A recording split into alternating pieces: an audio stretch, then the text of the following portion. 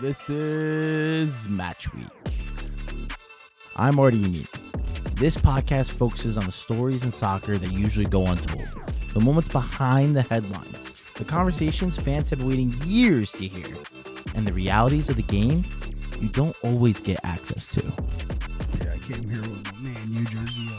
Dude, I think, did you research me and know you should be wearing a United kit when you come to my house? Is No, that what I remember a long time ago we had a conversation that you were a Man U fan, right? Yeah, Die Hard, yeah. Yeah, me too. And I think that's how I first. Yeah. Well, at first I swiped up on your story because you knew Alistor, Feast. Oh yeah. And I was like, wait, yo, there's no shot he knows my boy Feast, bro. That's insane. Yeah, I ended up just from social media, dude, Yeah. just meeting so many people, and then people would see what I posted, and they're like, "Oh, you're a Man U fan. You're this fan," and I'm like, "Yeah, we're all fans together." Because it's like with Albanians, you're like fans of like the same teams. Everybody loves Juventus. Everybody loves AC Milan because they're red and black. For me, it was always when I came to America. I don't know what it was, but the first thing I ever seen was like FIFA. I think the games that were out at that time were like FIFA 98, FIFA 99. Yep. And Man United was just so like cool. Like off a treble winning season, they look so tough. Like, no, I know exactly what you're talking about, Exactly. When I was a kid in America, like coming here, we didn't really know much of anything besides soccer. And that was like the thing. And I saw Man United, and my brother loved Juventus. My other brother loved, my oldest brother loved, I don't know who my oldest brother loved, but I just loved Juventus because, Manchester United, because my other brother would pick Juventus. I'm like, who's a better team than Juventus? I'm like, Man United. And that's how I became a fan as a kid, and it just remained with me. And By the way, this is great content. We should have been yeah, I don't know if he was recording. I am recording right now, so you know what? I'll just introduce us back into it. What's up, guys? This is Match Week. My name is Artie Mini, as you all know. Yeah, that's right. I'm emphasizing the accent, baby. Emphasizing the accent, all right? Because last episode, we were all about the United propaganda. That's all it was about. I love it. How we could push the propaganda further with me and Nebi Ademi. Of course, another Albanian. Always happening. But today, guys, we get what I've been dying for. The Albanian propaganda. I am joined by Rrok. Guys, we are here. I am Rrok is here. Everybody, you can call me Rrok in English because we make it a little easier for you. You can't roll your R's. Or like when I say, oh, I'm Artie. It's like, it's yeah. Hey, like Artie. Yeah, what's up? Yeah, dude. Like, yeah. Or like, dude. You know what's funny? It's like it's the spelling that throws a lot of people off as well. So I think it's like short for like Arthur or some shit, right? So they'll be they'll like write it, it's like ARTIE or it's like and for me, ARTY. I'm like, dude, what is going on? And for me, it's like, even in the Albanian world, when do you see a name that starts with two R's? And it's like, R-R-O-K. Yeah, exactly. So even when I tell an American that, it's like, huh? And I'm like, yeah, just call me Rrok. It's easier. Dude, I would love just to have a day of like, we just pull out the most like random, crazy Albanian names possible. Yeah. And just throw them at people and see how they react. And they'd be like, is that a thing? Is that a person? What is that supposed to be? See, my name is super old. It's super old, and it's symbolic to like religion, Catholic religion. Yeah. So like, I'm named after a saint. So that's why my name's kind of remained, but it's very rare in the Albanian world nowadays too. It's really dominant in like the northern area. But yeah, I've always tried to explain my name to people here, and even I didn't know much about it until I got old, and I'm like, just call me Rrok, guys. And it's kind of like, it worked well for me because I was a big kid here in America either way.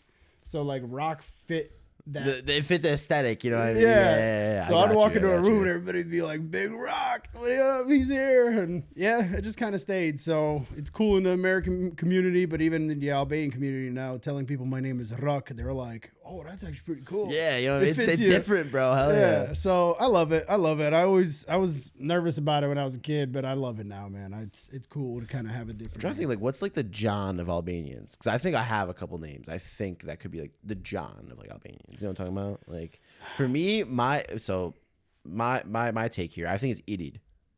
I think that's like one of the most common names. Yeah, you got Ilir, you got let's say Ardian. Yeah. Like, so like exactly, because like my name's Ardi. I think, oh, is this short for like? No, it's just Big Kim. Yeah. Blerim. Like these names are so common now, or Agun. Yeah. But these are more predominant names in northern region, in Kosovo, in northern Albania. Because once you go to like southern Albania or central Albania, you get like your very Italian kind of like names: Alessio, Roberto, Matteo, and I think that's also because of the Italian influence, right? Because of like southern Italy, like Calabria is literally Albanian made. Yeah. Like so, those ties are always going to be so interconnected. even the language as well.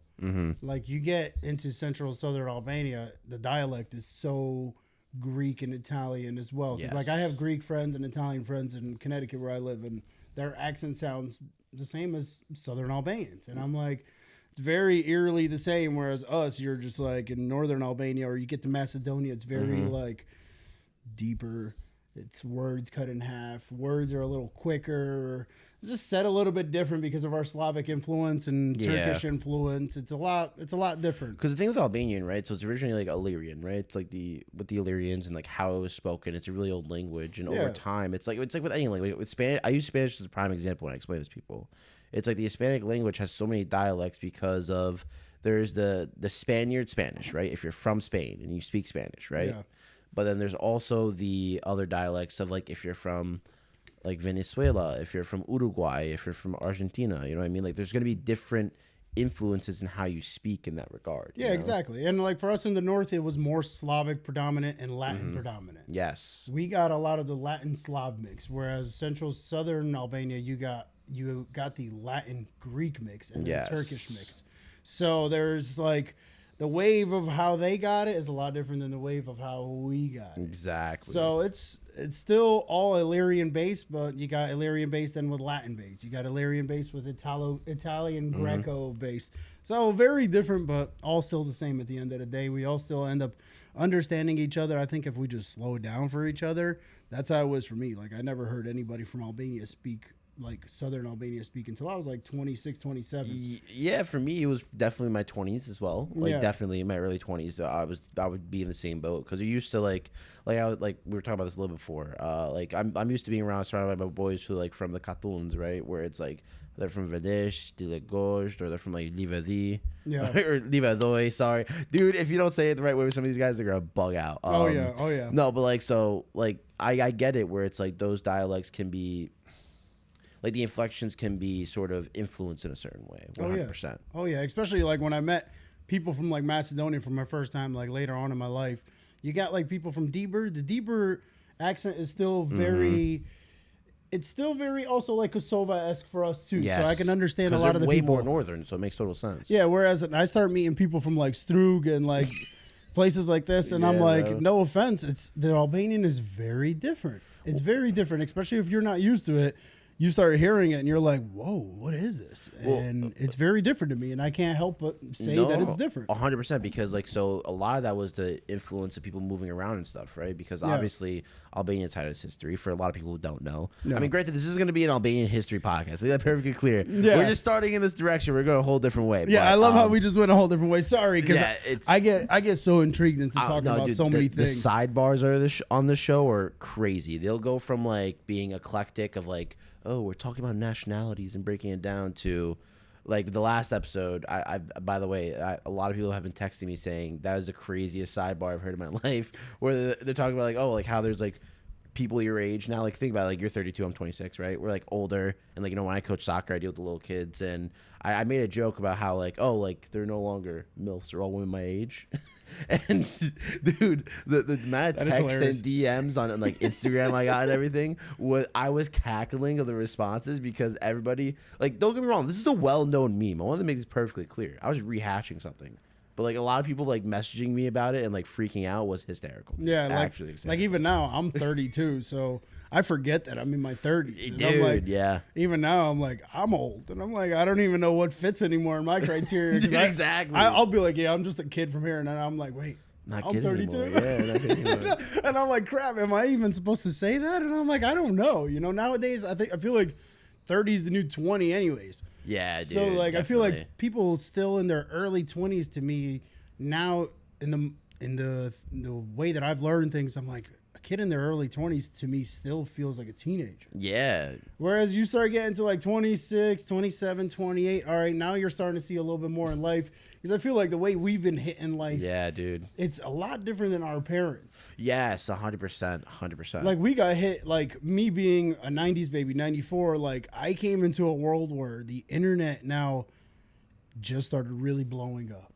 Phones started really blowing up. But I was also in the part of life where I still got out as a kid and got to play on my bike. Exactly. I got to do this. I didn't have Yep. to fear about, like what's going on in the world. Whereas like now, like everything is just so like, oh my God, there's a serial killer outside. It's on a phone. Now people Yeah. are scared to be outside. Whereas before I'm like, all right, there's a serial killer outside. I could care less. There's 30 of my friends out here. It's Yeah, even better. exactly, yeah. Whereas like life is a lot different now, man, compared to what it 100%. used to be like. And I feel like now you should be outside because you have the phones to be safe. You have this to be safe. Whereas like now people are more hesitant to be outside, to be with their friends. And I'm like, I don't know why this is happening. I mean, the thing is that, like, so obviously, again, crazy sidebar we're going on to right now. Defining life, right? No, I'm just joking. Yeah. No, but like seriously, with the current age and how it's done, it's like the phones is the only way to be connected now. Yeah. Whereas like back in the day, it's like you knew, like growing up for me, like if I wasn't at a specific soccer field from like certain times, that'd be the call for the friends to be like, "Yo, something's wrong with Artie, bro. Like, what is Exactly. going on?" You know what I mean? Exactly. So like, it's just a different breed. Like especially with the kids I coach, it's like a lot of them, like the conversations we have, it's like, "Oh, like how often are you playing, right?" And if you're not playing or if you're not training for something like more than enough of like actually putting the hours into it, you're not going to benefit from it, nor are you going to gain any skill from it, right? Yeah. So like these kids, like they think like, oh, like train twice a week, play Fortnite for the rest of the week, chilling, bro, right? Like, whereas like for us, it's like for them, it's like it's sort of like doing homework. Like, oh, I have to go outside and play or whatever. Like that's what it's made to feel like now. It's which is literally, nuts. which like I have a nephew who's, Yeah. 10, 11 years old. He's been playing soccer for a couple of years. And he's like, I'm going to be a great soccer player when I grow up.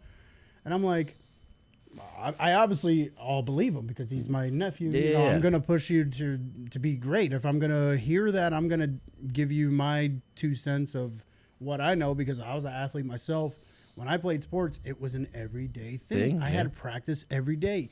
Even after practice, I practiced on my own. If it wasn't that, I'm on Google searching players. I'm on this. Yeah, exactly, Just learning bro. something about the The sport that I obsession. love. That's what it is. It's obsession at the end. And of the day. nowadays, I feel like kids aren't obsessed with it. And he goes, oh, yeah, I'm going to be a famous soccer player. But then he's got training 2 days a week. And I'm like, what are you doing the rest of the week? Yeah, exactly. And he's on his tablet. He's on this. And I'm like, as much as you're my nephew and as much as I love you, I'm going to tell you the truth. Yeah. If you're not training every single day, you're not going to be this soccer player. And then he'll look at me like, oh, you're just a hater. And I'm like, Yeah. I'm not hating on you. I'm telling you the truth because when you get into high school and you're going to meet that kid that is on the field every single day Yup. and that kid beats you up on the field. And now you're going to be hit with the realization of, oh, I never actually trained as hard as that kid. Now I don't like soccer. Now I Yeah, don't- exactly. And you're gonna get hit in the mouth, and you're gonna have that defining moment like I did when I was like in school, and I always thought I worked out hard, I played hard, I trained hard. I thought I was the best football player that you can think of. And another 6'8" kid that came out that was 360 pounds ran a 4.5 40. Exactly. Ran at this and did this, hit me in the side of the mouth, and I realized, wow, I'm a great football player, but this kid's even greater. Yeah, there's levels to it. I think There's levels to it. And when you get hit with that level, then I feel bad. I genuinely feel bad because now you realize that your work just got outworked. Yes. And I just try to instill that in everybody's mind, like, hey, if you're going to be doing something and you're telling people that, hey, I'm going to be this, I'm going to be that, then you better go in it with everything you can imagine. And if you don't, you're going to get hit in the mouth and it's going to hurt you in the moment where you thought you were going to be great and everything. It's going to hit you in that moment and you're going to be like, oh, crap, now I don't like this anymore because this person targeted 100%. me. And that's kind of like your own fault. And I feel like that's what's happening today with kids. Like kids are not outside riding their bikes. They're not outside shooting a basketball. They're not outside kicking a ball every single day. And I'm like, how do you love something and you're not doing it every day? Yeah. Like I love social media and I'm doing this every day. Which is, by the way, so that's something I did want to talk to you about the sidebars going crazy. Yeah, I'm sorry, man. No, I you're get good. so 'Cause passionate. You know what it is? Because you and I are the exact same way of like, we just love a conversation. So I get you 100%. We're Albanian. We're Exact- passionate about everything we talk about. Exactly. It's literally like as if we're sitting by the cafe, like having a coffee at like we're like, it looks like we're arguing. We're actually having a conversation. Just people can't tell that we're not. Yeah, arguing. and sometimes that's the best type of combo too, because you get the best out of it. You know. So one of the things I want to talk to you about, right, is like social media, for example. Like I obviously frequent on it. Like I use it for work, whole nine. And I'm not gonna lie, I despise it. Dude. I don't blame you. I do too, bro. Which, granted, don't get me wrong. Am I on Instagram Reels, like brain rot, sending people stuff all the time? Yes, but is that because I'm doing it for my own benefit? No, because I'm doing it to make other people laugh. Exactly. That's why I tell myself to make myself feel better. That's what I tell myself. That's why I started social media, because I was so sad. I'm like, I don't know what else to do during COVID besides making people happy. That's one thing I think I've noticed, especially like in our community. I feel like COVID helped redefine a lot of things for people, because being stuck with your families all the time, 24/7 now with isolation, and then having to adjust to life and then figuring out, wait, what do I actually want from life? Yeah. Which is a big question when you start asking yourself that, because that's when those like oh crap type moments hit you, where it's like, wait, do I actually want this? Am I working for this? And then that's where a lot of people I felt like got that. We call it the great recalibration, right? The little like everyone's figured it out now and working towards something. I think we, in the way that people hate COVID, I think we needed COVID, because I think this helped people see who they really are. And like, do you really have the faith in yourself to get yourself out of this rut? And I think people are so like, we talk about a thing where everybody's in depression, everybody's in an episode where they're just constantly overthinking. I think it's because people have this sense of urgency where they know they're great and they just don't know what to do. Yeah. And how to take that next step. And like, for instance, like you love soccer. You took it upon yourself to start a soccer podcast. You talk about you talk about what you guys love to do, and you know, everything you love to do in life is all revolved around sports, and it's something that makes you happy. So you do it every day. And it's something that I did, you know, with music and all this stuff too. It's like you have to just take the initiative to kind of push yourself out of that rut. And you start doing something every single day, it just becomes fun. It becomes a hobby. It becomes, you know, it becomes different compared to just like a job. No, I agree with you 100%. But I do think that when it comes to like podcasting or social media and all the work you have to put into the background of it, because people don't really get how much work it actually is, right? Where it can get to you at a point. Because like for me, for example, when I was in college doing this show, like Match Week was popping off. Like we were having like 1,500 live listeners on a college radio station, by the way, which is nuts. Yeah. Like it's not really expected. And then on top of that, the online listeners it was 20,000 per episode. Wow. Like it was going crazy. But the thing is, it was just so overwhelming. The workload. Like people don't understand how tough the workload is. Like to edit this podcast, for example, right? The audio alone, for every second of audio you have, it takes 2 to 3 seconds to look over that 1 second. You know what I mean? They don't know. So like, for example, our last episode was an hour and 51 minutes, right? It did not take me an hour and 51 minutes to edit that episode. No, it did not. Especially when you're editing for Reels and TikTok, and then you have to make the long form video, and then the long form audio only. And it's a lot of work. And I think that at that point, it was just a lot where I was like, I just needed to put my foot on the pedal. One, because again, by the way, we want to talk about you today. I do want to make this perfectly clear, but it's like I felt like I had to explain this part, right? This is not about me. The show is not about me anymore in any way, shape, or form. It's totally fine. It's totally fine, because I feel like people should still get to know you every single day on an episode that you're on. Oh yeah, no, of course. But the thing is, so like, I forgot my point because I wanted to clarify. This isn't about me. No, but basically the point I was trying to make was that like, I had to basically stop for a second to sort of look at the bigger picture, and think, okay, like what do I need to do to progress to be better, and then what can I do to learn more? Exactly. I think that was the problem, right? Because I graduated college May of 2023, so I was 23 at the time. Okay. When I graduated, so as a 23-year-old trying to be a football pundit, trying to, you know, be on sports radio and all that whole nine, it's like, all right, cool, I know things, but I don't know enough things, right? I haven't learned enough. So for me, it's like, okay, what can I do to progress myself to learn more, right? So I got a lot more involved in coaching, and then working with Giuseppe Rossi was a great way to learn more as well. Then now working for Red Bull New York, I think has helped tenfold as well. So even for you and what you have to do, there had to have been a point where it was like, okay, like we're going to start this Instagram Albanian page. We're going to build it. And it's going to be something I'm doing as a hobby, as a passion that I enjoy. and then the blow up happens, right? Yeah. Which I would love for you to explain more about it, because I remember at one point for me, it's like I would have some Albanian memes. It'd be very hard to find them on Instagram, and like it would be very occasional. And like now it's like because it got overloaded. well, here's the thing. I will say, like, because of you now, there is that niche. I feel like people have been able to explore different niches now. So if you don't mind sort of explaining to everybody, like, exactly how was that come up? How was that actually built towards it, you know? So that Instagram, for instance, like a lot of people know me for my page, I am Rrok. Yeah. It was kind of like a defining thing for me because I had that page since 2012. It was my main social media page. It was my main page, literally, of just what I use. I never had any other pages. So from 2012 to kind of like 2016, 2018, it was really just me. It was more my life, everything I was going through. And then I started doing music. Yeah. When I started doing music around the end of 2016 into 2017, I said, how am I going to kind of define myself? I have friends that are going to college. I didn't like college. I didn't like school. I was really good at school. I've always been smart. I just hated it. I hated being in a system. I don't like being the system guy. I don't like being the guy being told how to do something. Oh, spend 40 minutes in a classroom listening to a teacher do this. And at the end of it, I'd leave. And I'm like, this is the most boring thing I've ever done in my life. And I agree with you. Like I understand and I agree with you with that regard, because like at one point I was supposed to be a teacher. That's actually the funny thing. I was supposed to be a history teacher. So I get how a lot of times, like, just sometimes college just doesn't fit certain people, you know? Like, yeah, and I don't blame the people that go to college and complete college. Like, I'm all for it. If I have a kid today, I'll tell that kid, go to college, do it, because it is something that is going to benefit you. It is a great thing. I'm not saying don't go to college, guys, but everybody has their own lane.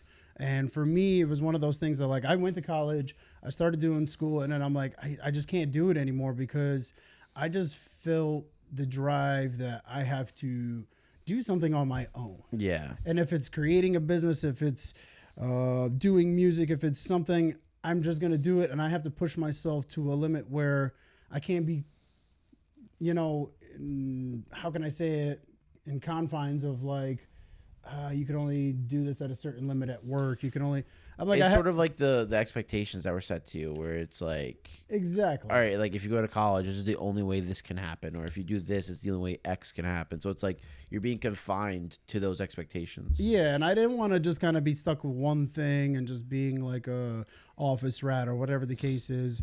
And I started doing music. I kind of blew up in the, 2018, 2019. I started doing stuff. And I started practicing really hard. I'm like, if I'm going to do music, I don't want to do it in a sense where somebody's going to laugh at me like, this kid's just like all the other kids doing it. He's just whatever. You want to be perceived as a real artist, not like a SoundCloud rapper. Exactly. Yeah. So within like my first 6 to 8 months of making music, I literally was staying up 24/7, 7 days a week, like studying it. I was learning how to rap. I was learning how to put things together. I was learning how to write. I was learning how I had to just do things very different for me to kind of find myself. And I started making music, blew up pretty quick, started making music with like artists that were in the area that were pretty prominent, reaching out to many artists like Fred the Godson and, just a couple artists that were in the industry here, kind of blew up, then blew up back home, went back home, met a whole bunch of famous people by luck and fate. And I just started kind of like putting myself into certain rooms, certain places where just by word of mouth, I would tell people like, hey, can I join you? Can I be a part of this? And I kind of just started getting into rooms and meeting people, and people started honestly falling in love with my personality. And because my personality has always been my thing and I've always been real with people, I'm not afraid to tell people I support them. I'm not afraid to tell people I love them and things like this. I give people their flowers. And I think people saw that. And I started becoming friends with a lot of prominent people and just going around the world doing things. And when I came back here to America after I had performed at Sunny Hill Festival for Dua Lipa, I was there with MC Crenshaw, Lyrical Son, the Pint Gang. And it was one of the coolest experiences of my life because within like a year and a half of me making music, I went and performed at Sunny Hill Festival in front of 40,000 people. And that was the first time I ever performed. Yeah, which is nuts. That like I think what people don't comprehend, it's like Sunny Hill Festival for Albanians is like Coachella for Americans, dude. Like Yeah. I think they don't understand the equivalent of that. Like they don't get like how big and important it actually is. Yeah, and for somebody like Dua Lipa to be hosting it, who's Exactly. from Kosovo and she's Albanian, it was like a big thing for me because she's pretty much our biggest star in the world. I mean, everybody knows Dua Lipa now in every country. It's like Eminem. You can go to Africa, you can go to Asia, somebody knows Dua Lipa and somebody knows Eminem. So, I will say I've lost some respect for her, bro. Dua Lipa. Lost respect for her. why is that? She's married to a Chelsea fan, bro. I can't respect that. Yeah, no, I know. Can't, man. bro. Well, I I mean, know. her family is Arsenal fans. Hey, no, which is even worse, dude. It's like I see wait, your the thing is dad for posting. every I will say this is like I think this is a canon moment for every Albanian kid growing up, right? At least like in my era. Like you find out about Dua Lipa in like 2015, like one of her first singles. You're like obsessing, like, oh my god, Albanian musician, she's great, blah blah. And then like you find out like she's like chanting at Arsenal matches and stuff, going to Liverpool. I'm like, I know, not all the teams. Like Arsenal, come on, bro. and it's like Come on, bro. It's like Chelsea, I can understand. No, but it's just the way how like all that faith is like lost in that person. like Chelsea, I can understand. All right, Chelsea at least came from like the gutter. You know, they're from the gutter. Yeah, they had the Russian oil money, you know, the oligarchs to help them out. You know- but like jokingly, obviously, but no, but like I think that's like so cool about like how your rise came up because people don't realize. I think how long you have been going at it for. Yeah. Because we see the again the TikToks, the Instagram Reels, and the YouTube Shorts, and we think, oh, like it's probably been doing it for a little while and blah blah. It has been this big, but Yeah. I don't think people realize like the actual size of your audience and the ebbs and flows of it, how it's actually been going. Yeah, and that was the crazy part is like when I did come back from the festival and all that, I spent like 9 months in Europe. I was out in Switzerland and Germany. I was literally all over London. Was doing music, and when I came back here, it was like a moment where I came back and I'm like, all right, this is it. Yeah. I'm gonna be taking everything I got, everything I learned, and I'm gonna be touring. I'm gonna be doing everything. And I came back, and then I came back to COVID. Yeah. And literally, right when I came back from Europe, it was like October, November of 2019. And then I'm like, you know what? I got to get situated here. Gonna start doing the music studio again. I just created a 20-song album. I had all this stuff like ready to go. Yeah. And then December of 2019 and then January of 2020, the start of the new year is when like COVID came around, Kobe died and all these things happened. Yeah. And it was like tragedy after tragedy And then, after tragedy. and then it was like March 16th, 2020. That's when we declare borders are closing, whole nine. Which, by the way, is a little sidebar. Again, the sidebars are killing us, I know. So me and my friends that year for spring break, we went to Montreal. And we had gone to Montreal, blah, blah, blah. The day we came back, if we had left like an hour later, we would have been locked in Canada, bro. Oh, We wouldn't be able to man. get out. So like when I say I lucked out. We had just crossed the border as they closed the border.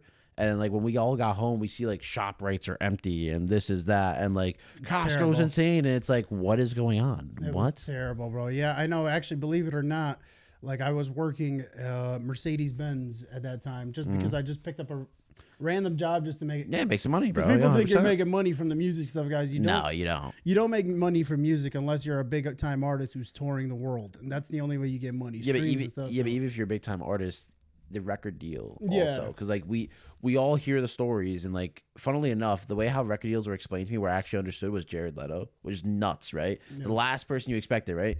Broke it down so easily, where it's like, for example, if you're part of a record label, right, and you can correct me if I'm wrong, or you say like, "Out of your dumb, stop talking." I will, don't worry. But. But he explained it where it's like, look, for example, an artist wants to make a 12-song album, right?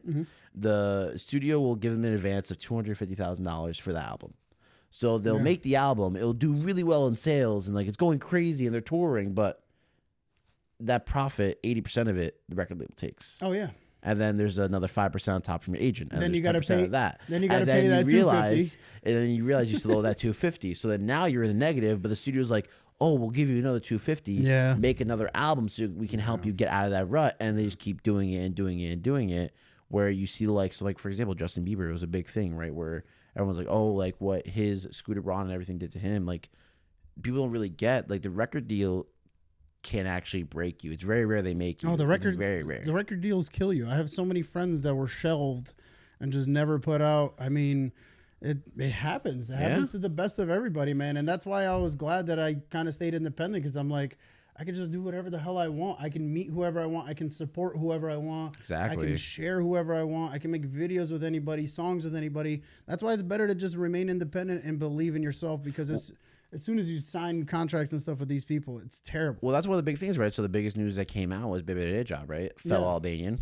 She's my favorite female artist. Yeah. So, but with her new drops for was it Dirty Blonde, right? Yeah, her new project. So her new project, she's like basically having fans vote online of which single to release. Yeah. And I'm not gonna lie, bro. She's awesome. Dude, New Religion. It's pretty dope album. Dude. No, but that song, it reminds me of like old school, like not pop, but it wasn't EDM. It was like that yet. house music. Yes, it of was like back in the day. You know what I mean? House music, and that's what I like best about her, because she dips into these old songs. Like a couple of years ago, she had the I'm Blue. Yep. Yeah, And you know, like, and that went viral, and that's why I like Bebe, because she goes back to these classic songs and like reintroduces them back to us in a way where the song is still in its original format. Exactly. You're respecting the original artist. And I love that, because you have so many artists that completely go and change up the song and style, and now that song becomes viral, but it doesn't have that same feeling. Exactly. And like her, she still gives it that same feeling where I can go and appreciate that old artist that created that song, and that's why I love her, because she's in an independent world where you were kind of talking about it now. She just became independent, and now she has the freedom to work with whoever the heck she wants. So hopefully somebody like her and somebody that's in a position like her can go and take people like, let's say for instance, me and Rob, or any underground artist that is not signed, that is Albanian, and give them a chance, because we have a lot of people that are super duper talented. And you have somebody, for instance, like Anissa. Anissa, probably one of the best voices in the game right now, but with all her millions of followers, how many people actually know her music? Exactly, bro. You know, and like, say for instance now, somebody like Bebe Rrok or Dua Lipa or anybody just takes her under her wing, what they could turn her to, what they could turn anybody into, and they could really help out. And it would do a big service if they did that. And when you're in a label and you're trying to reach out to these people, you know, I used to reach out to these people all the time. Yeah. They're like, oh, I can't work with you because of this and this. And I'm like, all right. Yeah, I get it. Like, so you know. That always sucked. And that's why the being independent thing is also amazing too, because you can work with anybody you want. And to kind of get back into like where I came into the COVID, that's what kind of helped me start my page. And at that moment, like before that moment, I was always on my Instagram name was always like Hitman or Hitman Music, which is why I got Hitman tattooed on me. It was one of those things that I always loved. As a kid, I was a huge wrestling fan.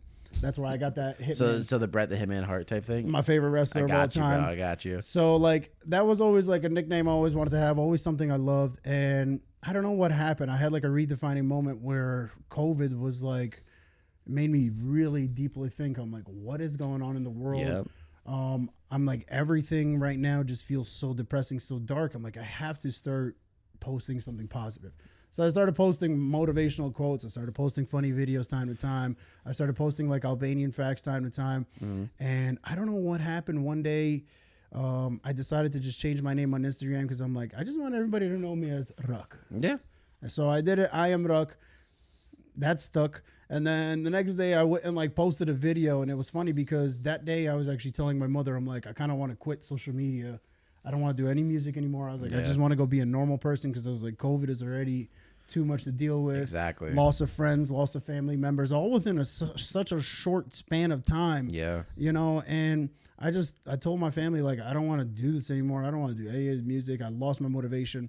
And then my mom's like, just keep going. Next day, I post some video about Albanians. I forget what the video was, but that video within a day reaches like 10 million views. Yeah, which I think that was the first video I actually saw of you as well. And then like after that, I'm like, whoa, I think I was like, something here is telling me to keep going. Yep. And I've always had these moments where, guys, I get really depressed, and I get these moments where I get so depressed that I'm like, I don't want to do this. I don't want to do this. And I kind of like kick myself out of whatever that situation that funk is. Yeah. And I don't know, that day, like it just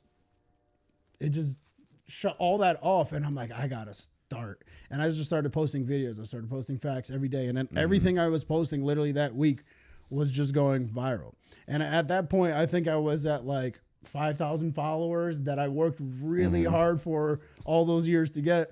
And I don't know where just like my pages started blowing up. And then it had gotten to a point where I was just on an algorithm where I was reaching 30 million people a month. Yeah, dude. Like, I don't think people get it. Like, when you're in the algorithm, you're in the algorithm. Oh, yeah. And like, I was that was something I experienced myself, like in the podcasting sense. Like, once you get the Spotify algorithm, which you know as an artist how difficult that can be, right? So, especially in the podcasting sense, as soon as you hit an algorithm, you've struck gold. Like, that's your sign to go for it as hard as possible. And for me, it's the other way around. It's like, I actually need to reel this back. Yeah.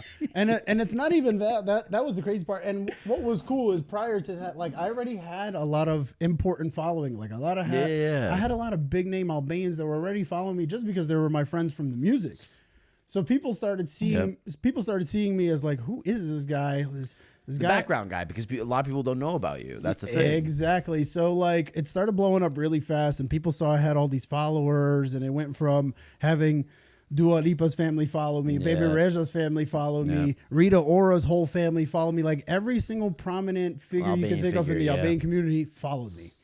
From the president's families to like all this stuff. And it just became a thing where everybody was tuning into my page every single day. And they still do, even with my new page. It got deactivated, guys. By the way, I'm going to get it back. We're going to find a way. Don't worry about it. Otherwise, like I was reaching 30 million people on a monthly basis. And to reach 30 million people as an Albanian, and there is not even 30 million Albanians in the world. Yeah, seriously. And I was posting all this stuff about Albanians. I literally had people all across the world telling me, I never knew what an Albanian was until I came across your page, and they would follow me just for that. And it was also perfect timing because it was around the time like where Drake's starting to post like about Albanians, because I feel like he wants to be Albanian. Exactly. It really does feel like his team is full of Albanians. Yeah, I know. So like it's pretty cool how many predominant Albanians are actually in this industry when it comes to makeup, when it comes to acting, when it comes to fashion, when it comes to sports, when it comes to whatever it is. I was that person that tried to find anybody that had anything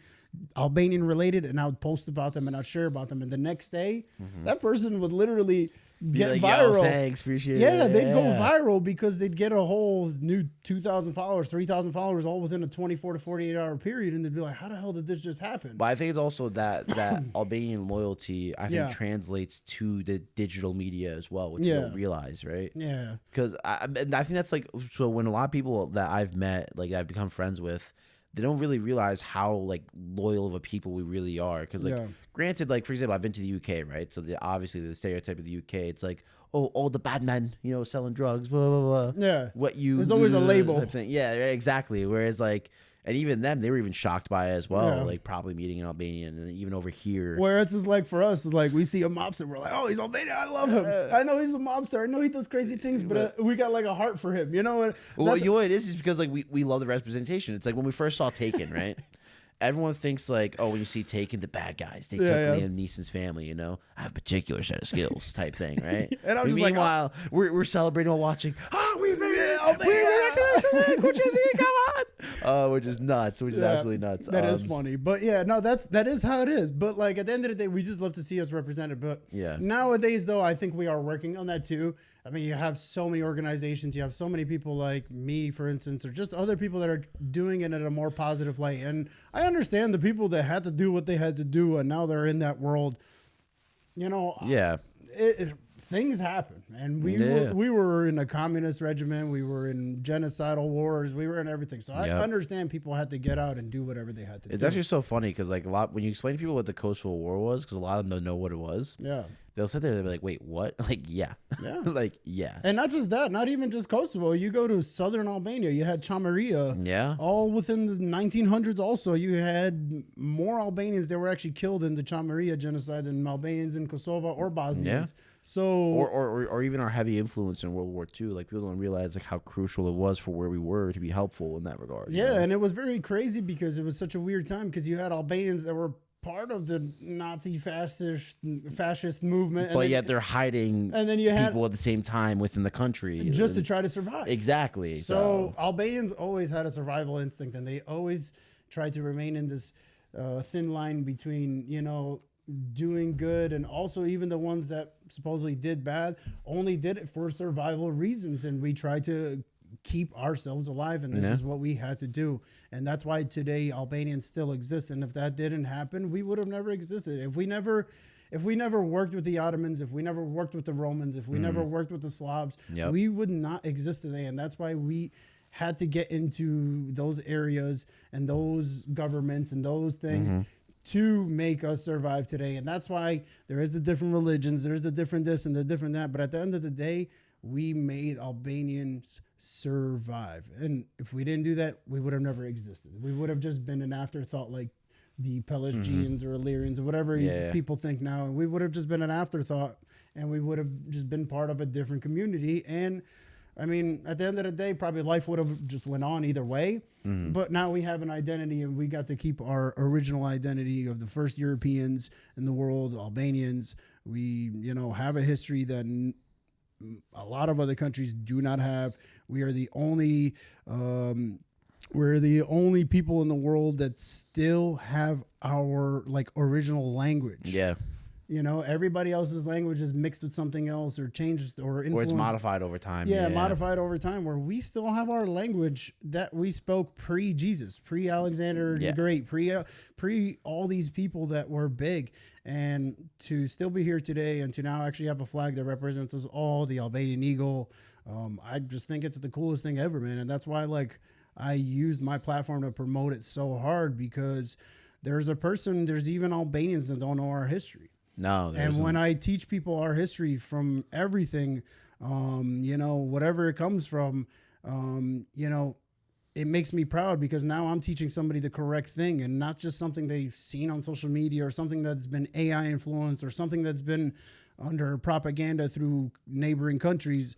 I try to really give people as much correct information as I can, because, things do get twisted, things do get mixed, and I want people to understand that we've gone through oppression almost all of our history, and that we are really good people. And when you get to know us, when you get to see who we are, yes, we're very tough, yes, we're very to the point, but honestly, that's why I think we've survived, and why people love us, is because we are straight to the point, and we're all about our business, we're all about our family, we're all about taking care of the neighbor.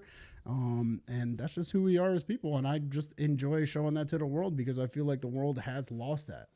Yeah. And I think also for the Albanian community, like for myself being Albanian, I think it was difficult to come to raps with at time, because there's times where it's like you're either made to feel like you're too Albanian in certain regards when you're around all the Americans, and like when you're going to school. Like, granted, I was going to school as the fat Muslim kid who's Albanian, who was in special ed and had a peanut allergy. So it's like the 5 worst things to have growing up as a post 9/11 child. You know what I mean? So it's like, it's rough, right? So then going around that, being around the Americans, where it's like, oh, you're too Albanian, like your things are weird, blah, blah, blah. Then you come around Albanians and it's like, oh, you're too American. So it's like, you're in this weird spot of like, what am I? And you say that because it's very true. And like, I came to America being born in Slovenia. Yeah. Albanian, being born in Slovenia, coming to America, living in America, to Kosovo parents born in Kosovo, never actually going back to Kosovo or Albania till I was in my 20s. I felt like I never belonged. I felt like I never belonged in America. I felt like I never belonged in Slovenia. I felt like I didn't even belong amongst my own people. And that actually, it was much of a culture shock too when I first went to Kosovo. And I really realized, I'm like, wow, I'm very different. Yeah. I'm very different. Even though I'm very Albanian, I am very different to my own people. And that's what made me realize, I'm like, life is very odd, but I have to try to make myself fit in as much as possible, because people will just stomp on you too right away. Even your own people will stomp on you. They'll make some sort of thing where they're making you battle with other people, and you saying like, hey, post 9/11, you're a Muslim kid, this and that. Yeah, it's like even for me back home, me being Catholic, like our percentage is very small. So now I go back to an Albanian back home in Kosovo, and I tell them I'm a Catholic Albanian. They look at me crazy. Yeah, they look at you sideways. So now I'm like, I've always dealt with all this crazy stuff. And I'm like, at the end of the day, like we were having a conversation before the podcast. I'm like, at the end of the day, dude, I don't care about where you come from. Yep. I don't care if you're an Albanian from Greece. I don't care if you're an Albanian from Turkey. I don't even care if you're a freaking Albanian from Africa or wherever it is, bro. At the end of the day, you're Albanian. I don't care if you're 5%, 10%, 100%. At the end of the day, you being Albanian means more to me than any religion, anything, because at the end of the day, God didn't die and say, okay, you're this and you're that. Yeah, exactly. He died for us to believe in just something. And if you're not Albanian, we don't care about you. Leave us. Yeah, don't ever talk to me. No, I'm just leave me kidding. alone, dude. Nah, I'm joking. Imagine, it'd be crazy. But yeah, it's like, never having that true home at the end of the day made me love being Albanian more, because at the end of the day, I'm like, I don't have to be looking for all these other things. I just have to be looking for that red and black. And the crazy thing is that like a lot of people think like the way of being Albanian is very extrinsic, right? It's really like outside value of like either like linguistically. Sorry. Yeah. when you try to be the layman's man, when you try to speak to these Americans. Yeah. Nah, I'm joking. America, how it's built. No. So linguistically, right, and like how it's pronounced, like how you speak. We talk about different dialects. That's judged, and then maybe how you represent the country is judged. But realistically, being Albanian is more of an intrinsic thing. It's more like inside of you, like what you believe and what you see in people. I think a lot of people don't get that. That's why those Albanians that do make fun of you for certain things like that, like they'll make fun of me sometimes by my accent or how I say things. I'm like, at least at the end of the day, I'm keeping it alive. Yeah, seriously, you're trying. It's all that matters. So I'm giving you the effort of keeping my culture alive, because that's all I can do. The people from back in the day didn't do it perfectly either, but they still kept it alive, and that's why today it is what it is. What can I do? At the end of the day, all I can do is promote my people to as much as I can, and hopefully it influences the right people. The people that have something negative to say, they have an issue with themselves, and that's their problem, honestly. I mean, and speaking of like, loving Albanians and Albanians surviving and trying to be our best, Albania is going to be playing against Poland for World Cup qualification, right? Oh, yeah, we're winning that. We have to, and I have to, just so I could prove it to my Polish friends that like we're better than them. I really need this. I know. I need this rest. One of my best friends is Polish, and dude, I'm not gonna lie to you, dude. So many of like my really good friends are Polish, and it's nuts when I think about it. Like my best friend, for example, Christian, shout him out. He's Greek and Polish. oh shit, Yeah, my one of my really good friends, Sean, he's Irish and Polish. Okay, my boy Mikey, Michał. He's full on Polish. If we call him Michał, he's full on Polish. jak się masz? Yeah, my best friend, one of my good friends, Eric, he's also Polish. Man. So when I realized how many Polish people surround me, I'm like, do you guys just want to be Albanian, or am I just like want to be Polish? I don't know anymore. They're the cool Slavs. They're the cool Slavs. That's what it is, man. Oh man. No, they're Polish people are actually cool, and they're very similar to us. Yeah. But I mean, when it comes to that game, I really just feel like, although Poland started doing good towards like this end of the run they had in this last like year and a half, because they were going. They're up and down because think about it, like Lewandowski is old. aging out. You have these guys like Matty Cash, who's like claimed Polish citizenship, but like he's not the best, right? Yeah, and you have like Zielinski, and like, they lost a lot of players out. too. You know, you had Blazikowski and all these other people that were Piszczek on their way out. Their goalie, Glick, and then Chesney was. Well, no, Chesney. So Chesney's story is actually crazy when you look at it, right? Because he was playing at Juve, retired at Juve. Yeah, he retired from football completely because he wanted to smoke bogeys. Yeah. By the way, typical Slavic, bro, or Eastern European, just wants to smoke a bogue and live life, right? No, so like he's retired and everything, but then Barcelona's like, hey, like Ter Stegen's injured, come play for us. Yeah. So he unretires and go plays for Barcelona. So and it's he's like, good. And of course he's good. But it's crazy stuff like that where it's going to be influenced. So the thing is, right, we have to play against Poland, beat Poland. And then there's a potential chance where we might have to face like Kosovo. Yeah, and like, well, but again, granted, it's a very, very slim potential chance where it's either where we might have to face them to get qualified, or we might have to face them when it comes to groups or something like that. So either way, there's a chance where it's gonna be Kosovo versus Albania, and where it's gonna be like brother versus brother, which is gonna be. What nuts. if we're in the same group? That would be. I don't think it's possible because of how it's structured. I don't think we can be in the same group. I don't know, bro. To be honest with you, at this point, when they talk about structure, I don't believe any of it, because that is true, at one point, like Albania and Kosovo were never supposed to face Serbia, and we faced Serbia nonstop multiple times, World Cup and then we even played it in their stadium. Yeah, dude. Oh my god. For the first time in whatever long, because of all the war stuff. Yeah. So just imagine, like. That's why now at this point, I don't even believe anything FIFA says. At this point, I feel like they're going to have us come against each other just because they want that viewership. Well, my frustration with FIFA right now is how the ticketing has been going for the U.S. World Cup. Dude, it's so expensive. Well, U.S., Canada, and Mexico World Cup. It is so expensive. It's not about even just the expense. It's the scarcity of getting a ticket. Yeah. Which is a problem because for some reason, like, for example, right? when I went to Manchester with my family, my dad, my brother, we bought tickets for United. The day the season opened was the day the tickets dropped. So we went in on. So I had my official United account. That's right, I'm official United fan. Leave me alone. Very nice. Very nice. So I go in. I'm like all signed up. So because I have that account signed up, and because like I have the certain like loyalty type stuff built into my account, Yeah. I'm able to go in and buy the tickets because first day of the season, it's all dropping, you know. Yeah. And I feel like with FIFA, it's like they don't do anything to help with that verification because like for when it came to the World Cup in Russia, when it came to the World Cup in Qatar, the verification you needed to get a ticket was so strenuous that it made it fair for everyone to go buy a ticket. Yeah, for America, they just want the tourism. Well, it's also because they know they can make so much more money. Oh, yeah. That's the thing. It's America. Yeah, because it's America. Like, And everybody wants to come to America. but like meanwhile in Qatar, you probably make way more money than Well, this is why, but this is also what kills me because when you had the Qatar World Cup, it was probably one of the better ones.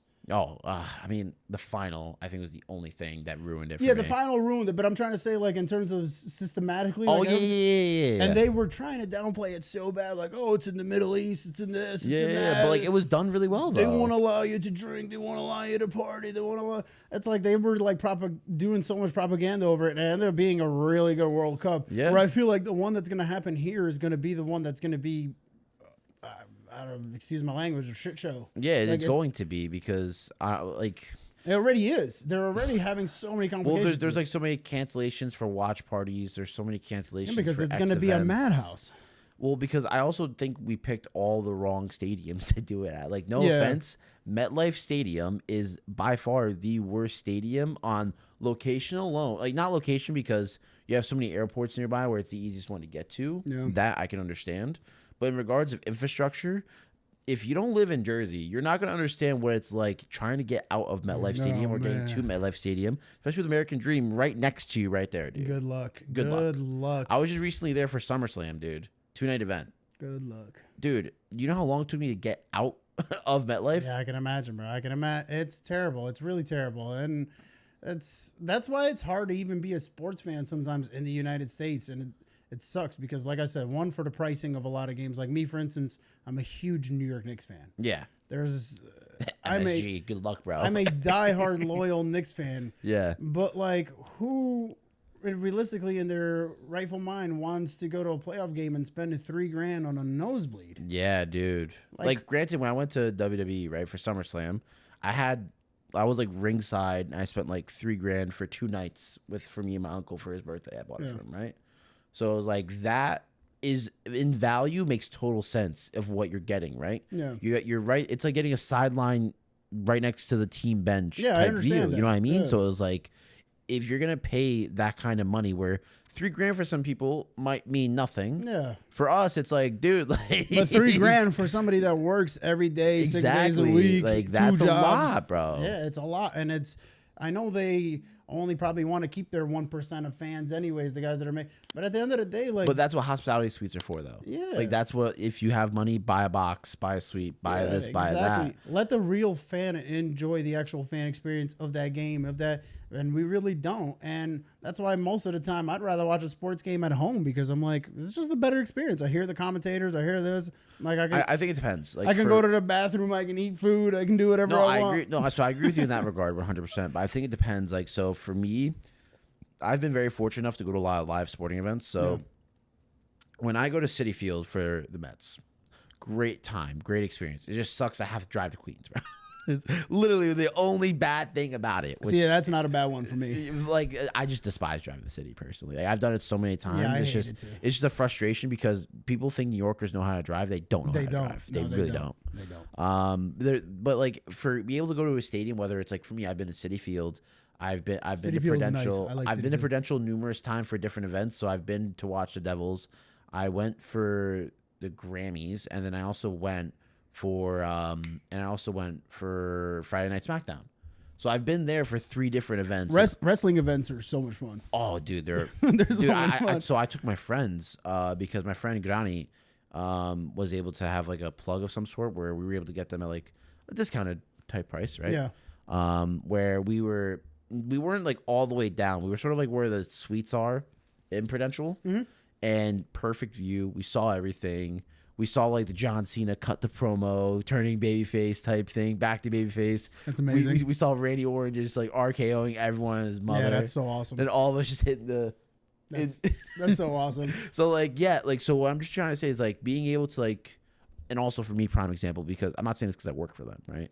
Going to what is now Sports Illustrated Stadium, when I was going when I was younger, it's a fantastic time because you have the tailgates with all the fans who are there super early. You have the seats where no matter where you sit in that stadium, you have a perfect view of the game. Yeah. Where it's like, cool, you might be not as close to like the team bench where you won't be able to hear Michael Bradley like say whatever he wants to the players, but you're going to still be able to enjoy the team that you want to watch play and be surrounded by people that enjoy it just as much as you do. Now, I want to ask this question because you're a soccer fanatic like me, and I love supporting USA soccer. I know it sounds funny, like USA, the national team. Yeah, but what I'm saying though, like, are you talking about the women's or the men's? Both. For me, it's more so the women's, and I'm gonna explain why. But you can go first. I have always had an actual like fandom of the USA national team for the soccer for the men and the women. The women are incredible. Yeah, one of the greatest teams ever. But when it comes to the men, like I've always had this thing where like I want to see them succeed because soccer is football, whatever you want to call it, is so downplayed here in the United States. Yeah. But like there was always something about seeing Landon Donovan hit that last goal or Clint Dempsey or something like, and I'd be like, whoa, America's finally got it because they're the underdog. Yeah, 100%. And even now, all these years later, now they're saying that soccer and football is becoming more of a predominant sport here in the U.S. But why is it the fact that our talent is going nowhere? Well, I think so. I've talked about this a couple times on the show, and I talk about it with people in general. Actually, I just had this conversation with Giuseppe Rossi the other day. Is it because it's so expensive? No. Well, here's the thing. So the barrier to entry to actually play soccer is pretty low in comparison to other sports, right? All you need is cleats and a ball. Yeah, that's it. Whereas, like with football, like you're gonna need your shin guards, knee pads, cleats, whole nine, everything, right? Gloves. Hockey, super expensive to get into. Tennis, expensive to get into. Golf, like all those sports. I think basketball and soccer, football, I like to call it football. Basketball and football are the two cheapest sports you can get into. Yeah. Realistically. You don't, for basketball, you do need basketball shoes, realistically, but you don't even need them if you don't have them. Yeah, exactly. So it's like the barrier to entry is very low, and that's where you can get some of these kids where like they might not be the richest, but they can be the most talented that you've overlooked, right? And we've seen the stories numerous times, whether you've seen the what was the HBO series about the LA Lakers with Magic Johnson? But like that show demonstrated how someone like a Magic Johnson came up and like where he was in Detroit, where it wasn't expected for him to come up, right? Yeah. Or like when you talk about soccer, like Ronaldinho, he was in the favelas with a soccer ball at his feet, bare feet. But you see, this is what I find crazy because like for basketball and American football here in the United States, you have like these cities or neighborhoods where they go to and they can find an athlete in that big neighborhood. Yeah. The same thing with Brazil. They're always from the favelas. Exactly. Because that kid's struggling. But like for soccer here in America, you don't really have that city. Like where do you find that soccer star? Where do you find well, is it LA? Is it New York? Like where's that soccer star born? And it's always a soccer player that's, let's say for instance, Christian Pulisic. He's Croatian. Yeah, but he's also from PA. You know, he's from PA. Okay, he's one other sort. But then you got somebody like Landon Donovan was also somebody that was not like he played European soccer, did a little bit different. But like there was not many predominant guys that were going outside of the world, and they're still not. Yeah, there's only a couple people that are still so predominant, and it's like why when we have such a mixed culture of people. You don't find that like one big soccer star here. It's still all the big soccer stars are still outside in another part of the world. Well, it's also just because like it's just hard for kids to break into it. It's like me coaching club, right? I work with North Jersey FC and like, you know, like the Madison, Boonton, Morristown area in like Morris County. And we're one of the cheaper clubs. We're $17.50 a year. Okay. Which includes like you have summer training, winter training, the spring season, spring training, plus you get 4 tournaments and your whole kit included. Okay. Which is affordable for a lot of kids, right? Especially because we get a lot of the kids like where for Morristown, your only option is like some of these bigger clubs where you have to pay like $5-6 grand a year. Okay. So like the biggest problem right now is that a lot of these like youth like clubs, youth academies are all tuition based. Like there's no like, oh, we can sell our kid from our academy to like the Red Bull Academy or to the Philadelphia Union Academy. You know what I mean? So there's no way where we can make money in that regard. So only way we can make money is by tuition, like a college, where it's like, oh, like you pay the $17.50, you can play. If you don't pay it, oh well. Which is a big problem in the U.S., which is I think why we've struggled to find a lot of talent that we could have. Like, granted, I understand that part, but I think it's also how young the sport has been in our history, right? Think about how long people have been playing like organized football, like American football for forever, right? And why people developed so much, or even organized basketball. Whereas like organized soccer realistically didn't pick back up in this country until the 90s when the MLS restarted back up. And I feel like it's really become organized just now within the last 5 years. Once the MLS created their secondary league and all this MLS Next stuff. Pro, and then MLS Next and MLS Next 2. It's and like the stuff NBA now with the G League and everything. They're Yep. finally just starting to like develop now their other talent. You know, it's young though, but that's why it's young. Like for example, like we talk about Man United, right? Man United was formed in what, 1868, 1870? Yeah. Like, how old is the club? Yeah. And like, how old is the English Premier League in general? Well, granted, I get everyone's gonna say, "Oh, well, the Premier League itself is actually from 1992," but I'm talking about like English football in general, Yeah, right? it's been around forever. Forever. In Germany, everywhere else, like everywhere where we're considered behind, it's been around forever. Yeah. Which is why I always compliment the women's side a lot, because the women's side isn't behind; it's now even. It used to be ahead, in my opinion, U.S. women's. Now everyone's starting to catch up with the U.S. women's and how they develop, right? So it's just people you actually see them. understanding. You actually see them lose now, which is crazy. Yeah, which is rare, right? Yeah. So it's like now you're actually seeing proper development in the game catching up. So what people have to realize that we're playing catch up. So like even with this upcoming World Cup 2026, if you're an American, even with the Albanian FA, it's the same thing. Like we've been playing catch up for a while because there are points with the Albanian FA where it's like we'll just throw certain games, honestly, if it means it benefits us in other ways, you know, where it's like.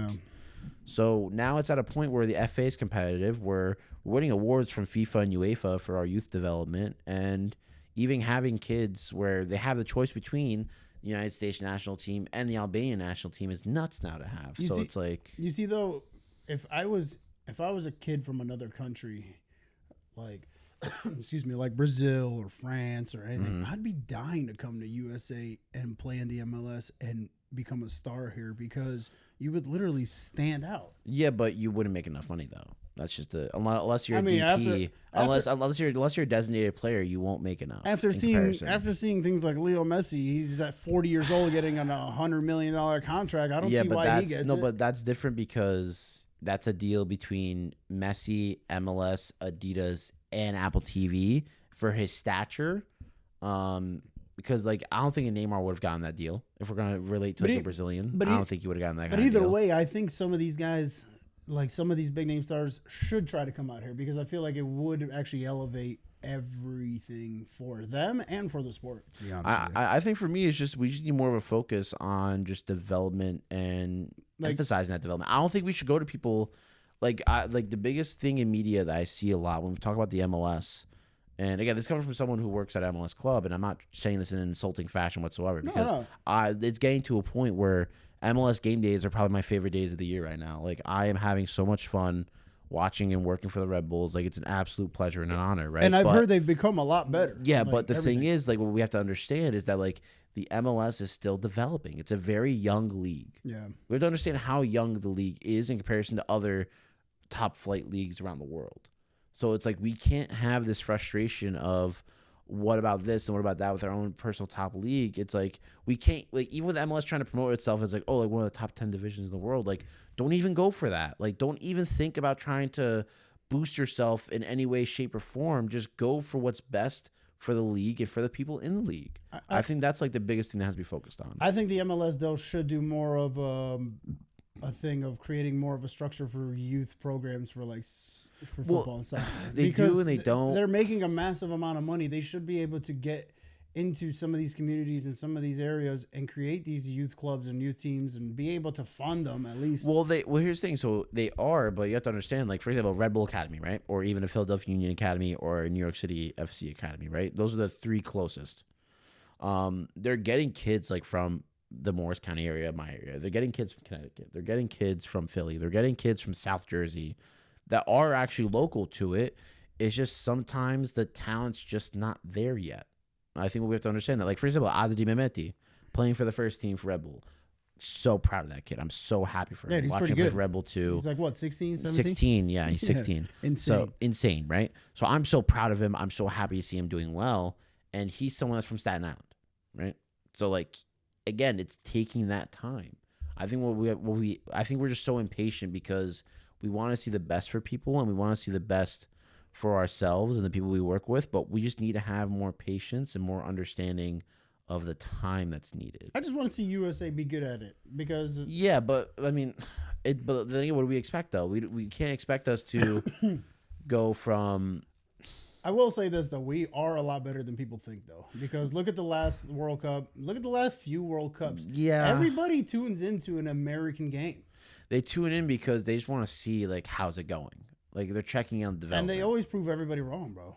I mean, yes and no. I think it depends because right now, I think it's one down to who we appoint as manager, and two the players that managers are bringing in for the call ups, right? I don't like the current manager for the US well, Pochettino. I mean, it's debatable. I think a lot of people debate over it. I don't think he's done anything. I think it's just he was put in a tough spot because we've had people in the past like Jurgen Klinsmann, right? People don't realize, I think, how much Jurgen Klinsmann was crucial into restructuring how our youth development was and our coaching development was in the country. And he brought a lot of the talent from overseas. Yeah.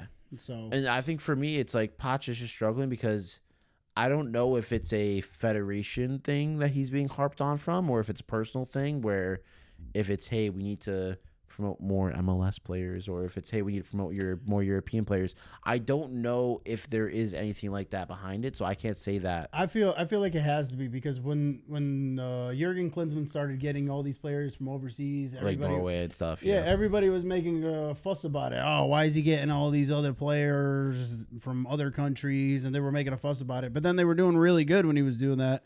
And then when the next coach came out with who was their next coach after Klinsmann? Oh my God, who was it? It was the bald guy. Berhalter.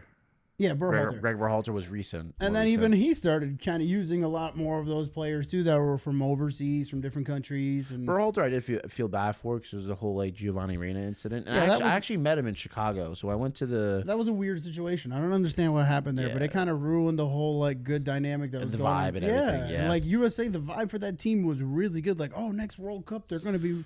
And so that's the thing I want to explain, right? So I met Berhalter at the coaches convention in Chicago, right? Mm-hmm. He had just signed for Chicago Fire because he had left the U.S. men's national team and everything. I remember that. So he does a whole presentation, and I was lucky enough to have like a 15-minute conversation with him after his presentation, which is dope. That's awesome. But even during his presentation, like he's showing like, okay, he's talking about developing a team style and like all that kind of stuff. Like, how do you put your personal style and like what do you want to do, blah, blah, blah.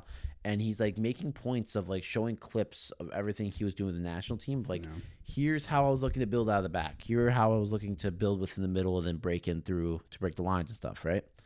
And doing all that, you see that and it's like, wait, it actually just was working. It's just like we just weren't good enough yet. Yeah, it was working. The team was looking good. Like his ideas were there. It's just we weren't good enough to finish at times. We weren't good enough to maybe find that singular pass. So I think just what we all have to understand and get is like it's sort of like what I was talking about with United the last episode, right? We're all just having these expectations of like we want to be the best. Why can't we be the best? We just have to sit here and be like, look, it's okay. It's just gonna take time. Yeah, it's gonna take a lot of time. Because you had guys that were literally playing some real prime football. Yeah, like you had. I know it sounds crazy, like a name like Tim Ream. Yeah. Playing center back for USA. I know it sounds crazy, like, but he was doing really good, and he was one of the top like passers for a center back in the Premier League. You had guys in the midfield like Gio Reyna and forwards. Some of their forwards, I forget some of the names. Well, you have like Joshua Sargent. Yeah. You have Balogun, who switched from I think the French to United States nationality. Yeah, Balogun. You had the right back. What was his name? The young kid. Dest. Yeah, you had all these guys that were really like coming together, and then I don't know. It was just that whole situation with the Gio Reyna. I feel like kind of just put a little. But I think it's also just a problem. But we have the same problem with the Albanian FA. It's just the politicking in general of families and how everyone's involved in certain spots. You know. Yeah, it's terrible, man. It's terrible because also for Albania, I feel like with us being able, if we were able to get a lot of our players from that are in different countries, we'd be a pretty solid club. Well, I feel like Albania's focused too much on like the on the Athletic Bilbao build. You know, like how in Bilbao you have to be like from that region of Spain. That's the only way you play for that team. Albania is sort of too focused on like we only want players like from Shqipni. Yeah, and it sucks because right now one of their best players hasn't even played a single game for them yet. Mehmeti, that's on. Adri? Well, I don't know. I don't know if he's declared nationality yet, so I don't know anything about that. But So he- I can't make a comment about it. But I don't see, know. somebody like him though would be. Imagine him on the Albania team right Oh now, yeah, and he's on fire. Where you have like Aslani and all these guys He's on in the midfield. fire. You got the Dude. two Albanian kids that are playing the second league in Italy right now that are the top goal scorers. For, Well, you had the one. I think we're talking about Aslani, right? The one who played for Inter, but Then he's you on got- loan at then you got- Roma or something. Where is he on loan at right now? he is at Torino, I believe. Yeah, he's on loan at Torino. You're correct. It is Torino. Yeah, Yes. and he's really good. But there's two brothers. There's two Yeah. two brothers that were born in Italy, but they're Albanian. Yeah. And they play in the second league there, and they're both right now, I think, the top scorers in the second league in Italy. Yeah. So we got a lot of like Albanian players that are doing really well. And then you got a lot of Albanian players that are also playing for other nationalities. and do Yeah. pretty So, good. but like, like here's the Granit thing- Xhaka has been probably the MVP of football. Well, yeah, because his brother Tarlan played for the Albanian national team, Yeah. and like Grani went for the Albanian national team, didn't get it, went to Switzerland, made it to Switzerland. And he's been literally one of the best top 5 soccer players in the world, I think, for the last 4 or 5 years. I mean, he's been a consistent 6 for a very long time. I wouldn't say top 5 best, because like don't get me wrong, I love my Albanian propaganda and I want to say it so bad, but we have to be realistic. I will say top 5 because look at this. The impact he's had on every single team in the last, or every single roster in the last 5 to 6 years has been very impactful. Which is fair because like There's been no player that has impacted their team more than him in the last 5-6 years, dude. He's Because- been really top. and I hear you because with Granit Xhaka, the frustrating thing for me is that I loved him at Borussia Mönchengladbach. He Yeah. looked phenomenal. What there. happened once he left? That And team, then he went to Arsenal. Something just didn't sit right with him playing under Unai Emery and Arteta. Like it just didn't click. He goes to Bayer Leverkusen, plays under Xabi it started Alonso. clicking right before he left. Yes, right before he left, it did. You are correct. Yeah. And then he goes to Bayer Leverkusen, wins, goes undefeated in the Bundesliga to win Yeah. the Bundesliga, which is unheard of. Yeah. And then he goes to Sunderland and is killing it at Sunderland. Dude, he's killing it. I think he's been the best. I guess you can consider him, what is he, defensive midfielder? Yeah, he's a 6. He's a guaranteed 6. I think he's the best 6 in the world. It's a hot take. That's a hot take. Today, if I had a team and I know I needed to win, and I had to do everything possible for me to win football. For me, it's tough to say because I would sign him you have today. people like Fede Valverde and Joshua Kimmich out there. But Valverde plays more of the Well, attacking. he can play any role. He Yeah. can play anything, which is why It's like he's a so Modric. spectacular. He's like a Modric. He's literally a futuristic version of Modric. Not even just Modric because he can play right back. He can play right wing. He can play the 6. He can play the 8. He can play the 10. He can play anywhere on the soccer field, which is why I'm saying like we're gonna talk about like workhorses, really good in the 6. You have to put his name in there. Joshua Kimmich have to throw his name in there. Which, by the fun fact, I do have a pair of cleats signed by him, like a whole bunch of guys from Bayern, like Arturo Vidal really? and stuff. It's insane. That's pretty dope. I like Arturo Vidal, especially when he was at Inter. Inter's my second favorite team, by the way. Oh, that's a AC Milan in this house. You gotta be careful. Oh yeah, no, Inter's my team, bro. I'm a huge Ronaldo fan. The original phenom Ronaldo. Yeah. Ronaldo Lima, R9. That's the GOAT of football. There is no greater soccer player than him. Hey, teach their own. Teach their own. That guy, he touch a football and it was going in the net. Phenomenal. Yeah, people don't really realize it.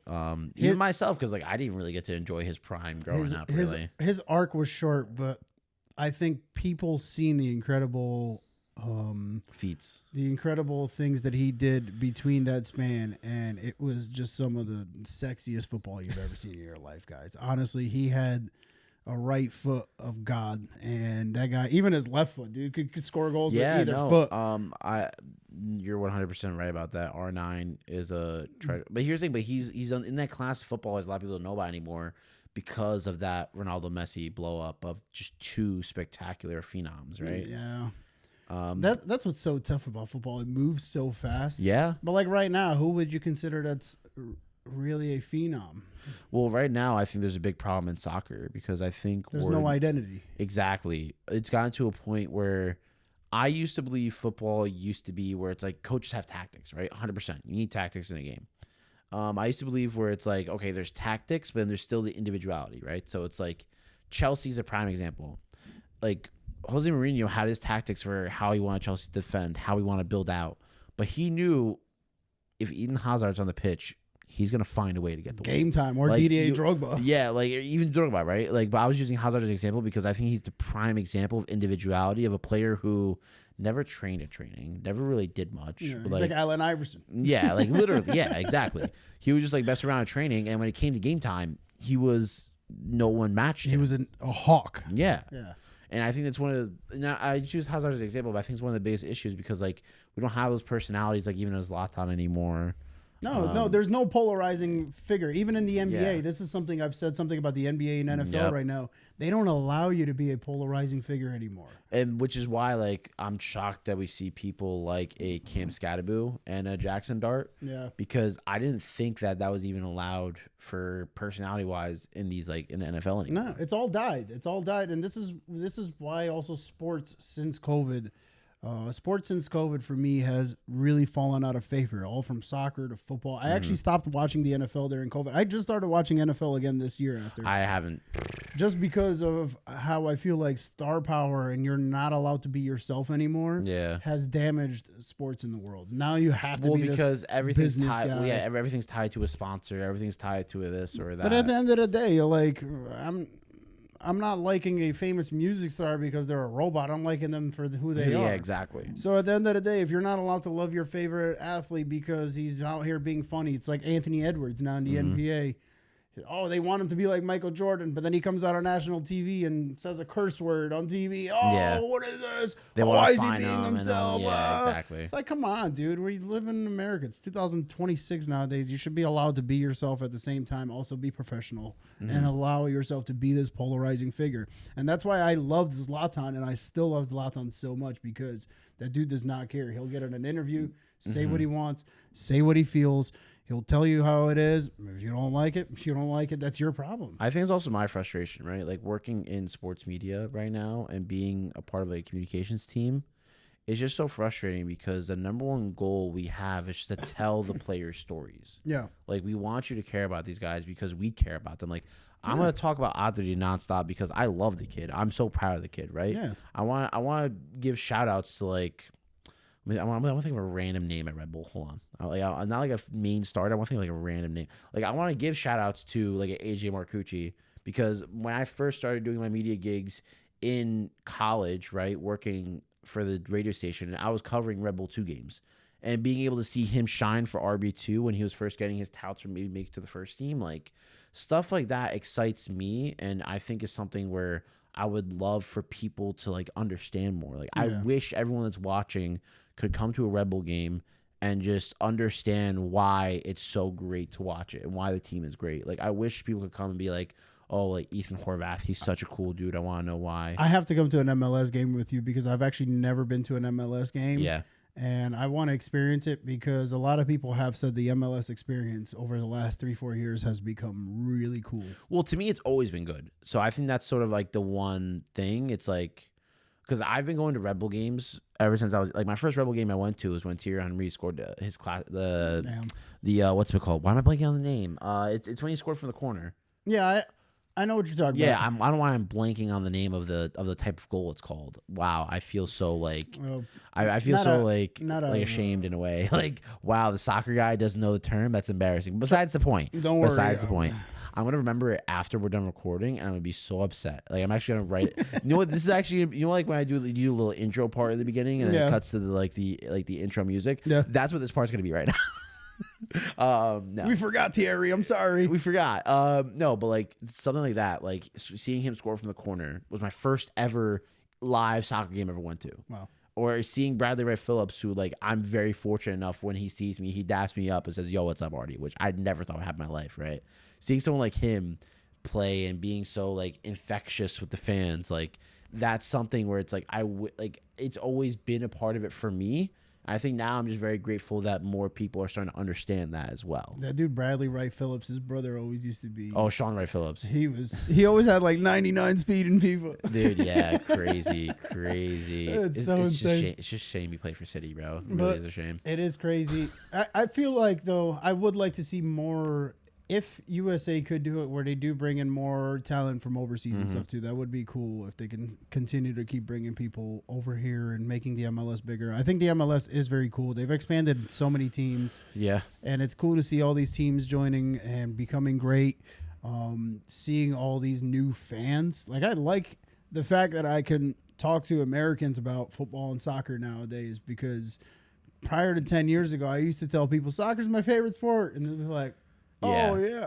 Exactly. No, I get you, bro. Like, because Yeah, growing like- up as, like, the soccer kid, but, like, I had to play football so people wouldn't make fun of me. Like, I get it. Don't worry. I Same. know. I Yeah. played American football, and I was really good at it because Well, it's because of our size. Like, we Yeah. just mess people up, and I didn't like that. I didn't didn't like like the it fact either. that, like, I could clothesline somebody, and it would be like, as if, like, I picked up, like, a cotton ball or something. yeah, You know? I wasn't a fan of hurting people, to be Nah, honest. with neither you. was I. Even though, like, I was really good at it, I'm not a fan of hurting people because I'm like, I don't know what this could be doing for anybody. But when it came to, like, soccer, I'm always like, soccer was the coolest. I always knew That's every one thing I was player. very fortunate enough to be able to make the switch and actually be able to play, like, in high school and a little bit of college and stuff. I was very fortunate enough to be able to make that switch. It's what kept me coordinated too, though. It's like when I played basketball and baseball Yeah. and everything. I think because of my soccer coordination is what made me coordinated for football, basketball. I wish I was good at basketball, bro, because like it's just such a cool sport. I It's love like, it. Like if you're good at basketball, you're like the guy around the table. You know what I mean? Where it's like, basically, if it wasn't for soccer, I mean, like soccer and basketball are my two favorite yeah. sports of all time. I just love them. And then when it comes to like other things like MMA, like UFC, Oh, yeah, UFC. I love UFC, and then I love professional wrestling. Yeah. love it. WWE. Who doesn't? I love the will say WWE. I'm a weirdo though. So like my top 3 sports right now. So like obviously soccer is number 1, and then it's like F1, where it's like okay, F1 racing. Yeah, racing, I've never yeah. watched racing. Dude, this house, we're big F1 family, bro. Really? Big F1 family. Like yeah. somebody mentioned me a big name in F1 recently, and I was just like, "Who is that?" And they're like, "You don't know who that Yeah, is?" exactly. Yeah, I think it crazy. was Hamilton. Yeah, Lewis Hamilton. And I'm like, I don't even know who the heck that is. And Yeah, they're my like, brother. "What?" My brother would look at you and be like, "Ty Vrasnieri, And I'm like, I don't. And I'm like, I don't even know what's so special about that guy. He drives a car. Don't get me started right now. Dude, the way I drive in New Jersey, New York, going out of Philly and going to Connecticut, I feel like Lewis Hamilton in my car. All right, bro. That's why I'm honestly, us Albanians, I think we missed our passion. We should have been F1 drivers. Yeah, I should have. Yeah, but like so, soccer F1 big for me, and also like okay, I'm gonna say this. I'm gonna be made fun of for it, but so be it. I'm huge into CDL, which is the Call of Duty League esports. Oh, so esports. Okay. Yeah, I love like so the one thing like Raheem Edwards, he recently left Red Bulls. He went to Toronto, to each their own. But the one thing I loved seeing Raheem every time, like we wouldn't talk about like, soccer or anything, but we just talk about COD Game, yeah. the whole time. Like, did you see the C9 Thieves game? I saw it. It was insane. Oh my god! I'm Like, a you know what huge I mean? I'm a huge gamer myself, so Yeah. the fact that you actually said that is amazing because It's like you feel like, oh, okay, I'm not alone.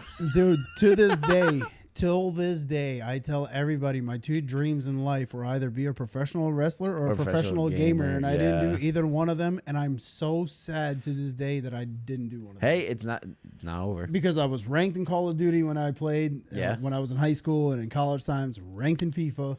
I used to play FIFA religiously. Yeah. Like these were the 2 games. You were that just I born in played the wrong religiously. era, bro. If you were, oh my god, now Like now I can't even do anything because I'm just so focused on work every single day because Yeah. I wish I could just play games all day yeah, long. dude, I'm washed in COD now. I used to like be able to like argue my friends to like, hey, like I'm decent, I'm Dude. good, you know.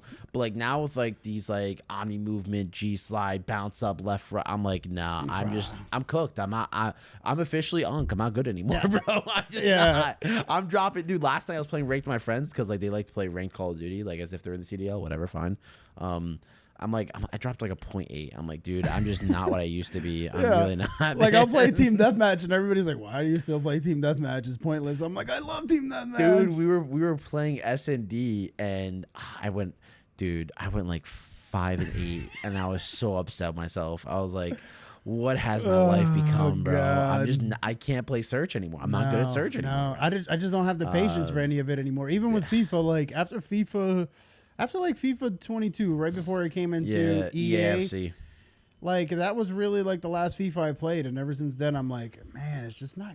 It doesn't have that same feeling anymore. It's very arcadey and very much like, oh, what can I do within the game method of like what's a feature that I can use to my advantage to make myself better at the game, not how much more soccer do I know than you, where I know what passing combinations are different ways to press that I'll be able to break through and score goals. Yeah, like it's not as realistic anymore as it used to be. No, and it used to But granted, be, it wasn't even like if we're talking about like FIFA, like there's times in FIFA 07 I used to play growing up where it's like if you're playing with like shoot a goal from half the field, dude. If you're playing with like United and you have like young Ronaldo, he was scoring from 40 yards out like he was against Porto. Where it's like, dude, like I get it, he did it once in real life, but he's not doing it 10 times out of 10 every time. You'd bro. pick Inter Milan and score a goal from full field with Adriano because he has 99 seriously. power. Yeah, no, I remember those days. Oh.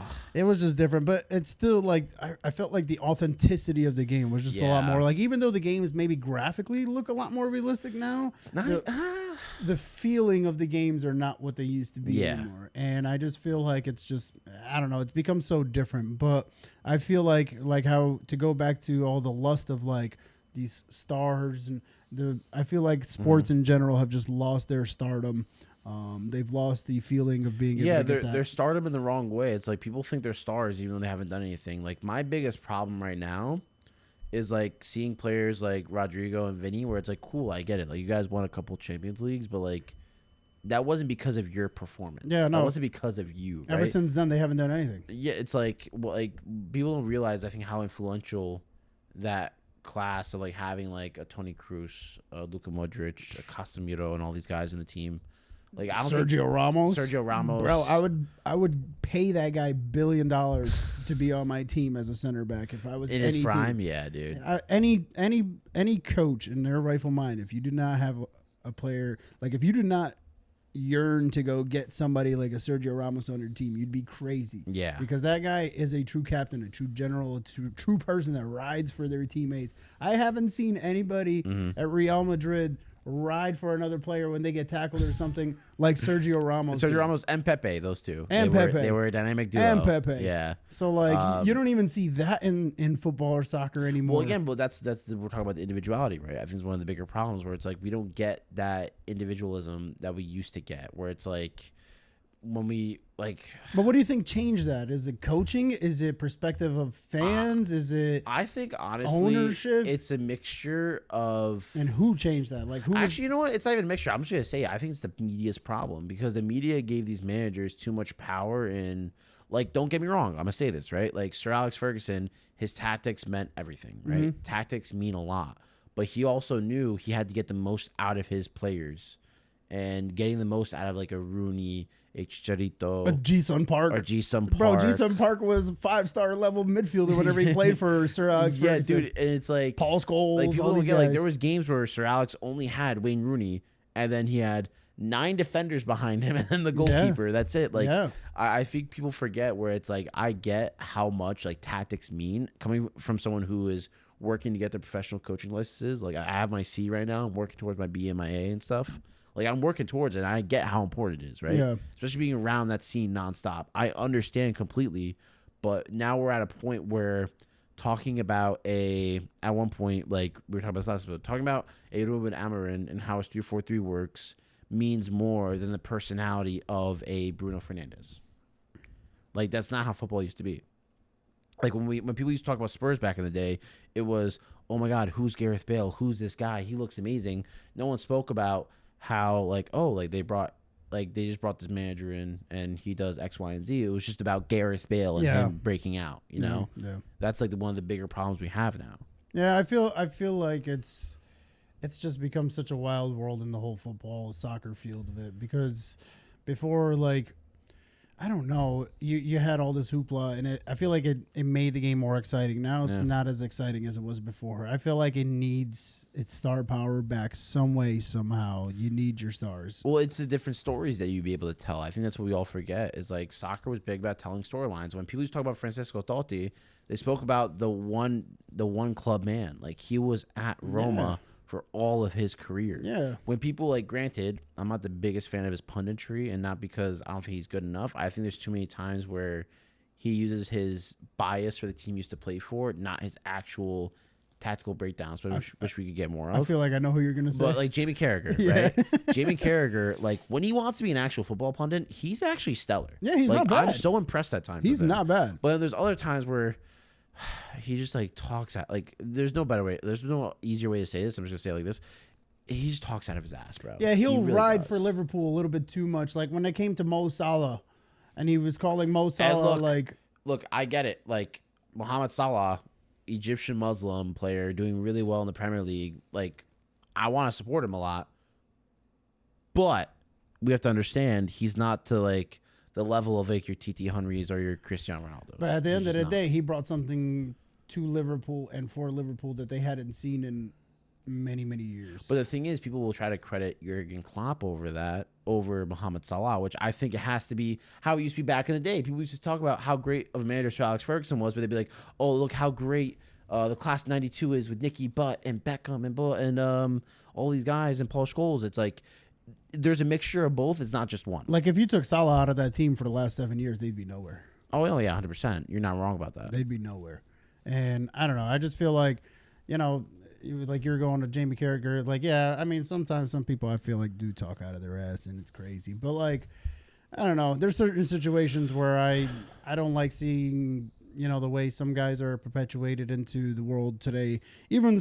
I feel like they're still trying to ride off the wave also of like Ronaldo and Messi. And I'm like, how much more can you squeeze out of these guys, bro? There's 40. Which was actually one of my frustrations with the MLS. 'Cause it's like we've been doing so well of building a product on our own of like, look at all the teams, look at the players that we have and how great it is. And then we switch to, oh, Messi, and it's like frustrating. Yeah, I can't like stand think about it. it. When I have to work the Inter Miami games at Red Bull, and at Sports Illustrated Stadium, we see a lot of people wearing Messi kits because they're there to support Messi. Yeah. You know how frustrating that is. As much as It's like you're from Jersey, and like I get it, right? Like you want to support. Like if you're Argentinian, you're gonna love Messi, and I understand that, and I get that, right? But there has to be a level of respect. Like if I loved, let's say like Ludovic Sana, right? He played for Inter Miami. We're gonna use him as an example instead. Yeah. Huge Albanian soccer player, so that's why I'm using him, right? I love Ludovic Sana, and I think he was a phenomenal soccer player. But I'm not gonna abandon my loyalty to the Red Bulls because I love Ludovic Sana. Like that's not happening. Yeah, and I feel like as much as Messi helped MLS, he's also destroyed MLS because MLS was right at that moment where these fan bases and everything were coming up and everything, and then Messi just came here. Then Well, yeah, because look at everybody- Atlanta. My father went to a FC Cincinnati game a little while back, and the fans in Cincy's go crazy. Yeah, I've dude. heard. Like, I've and I went to Ohio for my C license when I was getting it done, and I worked with a couple guys who worked with the Columbus Crew Academy, who worked a little bit at the FC Cincinnati Academy. And like they even say to themselves, like, dude, like it bumps. And like they were people who grew up on soccer, but it wasn't popular. It's like now it's like we're at the stadium and it's bumping hard, dude. Yeah, and I'm sure it is. But I feel like that whole Messi thing also died out the stars that were coming about at that moment. Of like actually MLS owned like Bouanga, for example, Yeah. who plays for LAFC. Like right now, I cannot name you a top star in the MLS because I don't know who it is. Well, yeah, so I'm just gonna say right now, it's like Bouanga, I was just saying, right? He plays at LAFC. So before Messi came and Heung-min Son came, everyone's talking about him like, oh my God, he's crazy, he's insane.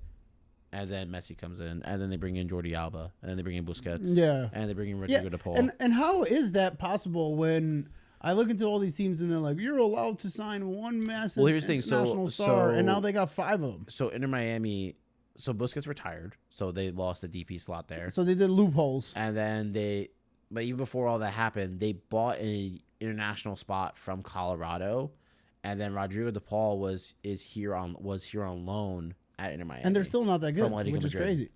I mean, they won the MLS Cup, and like they did well in the Eastern Conference. I mean, you would hope they would win the MLS yeah, Cup. I mean, that's the thing, right? So it's like when you have that much backing, and the frustrating thing about Inter Miami, right? and I love David Beckham. I was just about to say that as a Man United fan, people are like, oh, you like David Beckham because he's just like a icon or whatever. I just like, loved it. No, I love him because he was phenomenal for Manchester United. What are you talking about, bro? He was a phenomenal player, dude. like he was like Galactico, played at AC Milan, bro. Like, come Anybody on. that ever has anything bad to say about Beckham, you just don't like him. Well, because here's the problem now. I actually have a lot of frustrations with Beckham because I get he's trying to build up Inter Miami, but at the same time, at what cost? Yeah. It's like, out of everybody here, you should know better about like footballing values and how to build a league up and how to build those value up for the fans. Now you're just like trying to play cash cow. Yeah, and I think Miami needed that though. Miami needed that cash grab and cash cow because what else were they gonna do? It's like the new team in a big city like that. So for example, like someone who's been on the show prior, right? Brandon Marazzo, he was living in Miami at the time when Miami first got into the MLS. Miami was still bumping. Now, was it at the 35,000 seater stadium they're at right now because of Messi? No. But it was to their size. I think the problem is that, like, again, this is a problem I think with a lot of stuff overall nowadays with any sport or even any league. We're trying to accelerate the time it takes for things. We're trying to make it go faster than what it's supposed to. But see, it hurts it too. And it Exactly. I think it really hurt MLS because I was actually getting excited to watch MLS pre-Messi. And, like, everything was getting really exciting. They just mentioned the kickoff to the second league and all this stuff. And then Messi came, and I felt like it just became such a messy, mad show that I'm like, all right, I don't want to watch the MLS anymore. Yeah.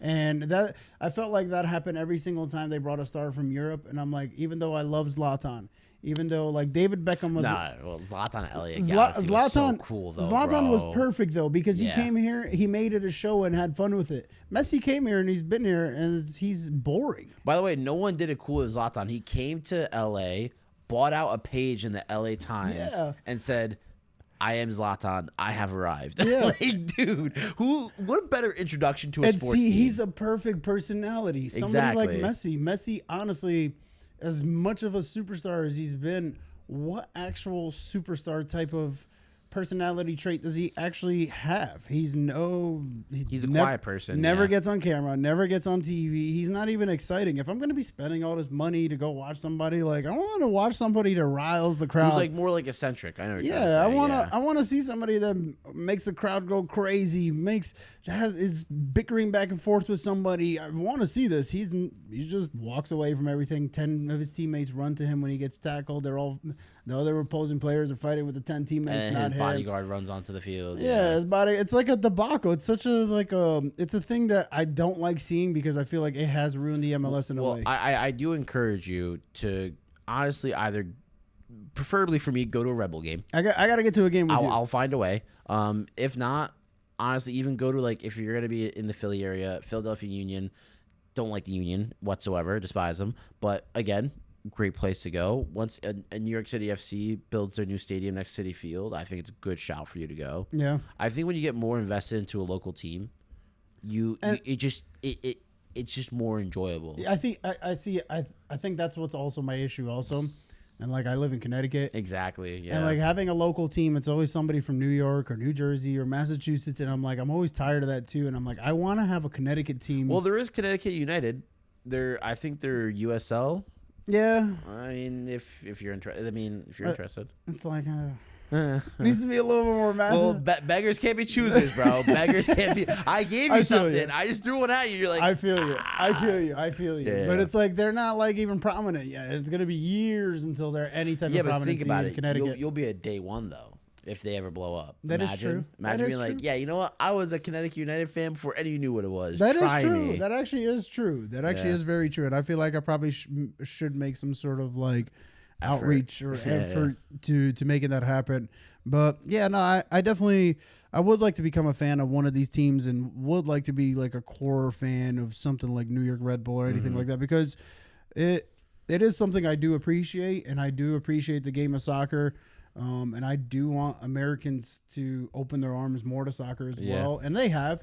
In the last 10, 15 years, I really feel like they have. And I feel like the success of the U.S. men's national team has a lot to do with it as well. Even though the female have always been successful, I feel like there still was never a gravitational pull to the game of soccer. Which is frustrating for the women because and the women have... Like I said, they've done a really good job in developmental building. Yeah. They've done a really good job in building a team, and like they've done everything right. Yeah. Which is why I feel bad because the women's national team and what they've done has been a good job. But I think at times I don't think they even understand what they've done themselves at times. No, I don't think they do. And they've been quite the success story. I've loved watching all the female soccer teams throughout the last 20 years. From all the legends we've had, Abby Wambach being one of my favorite footballers of all time.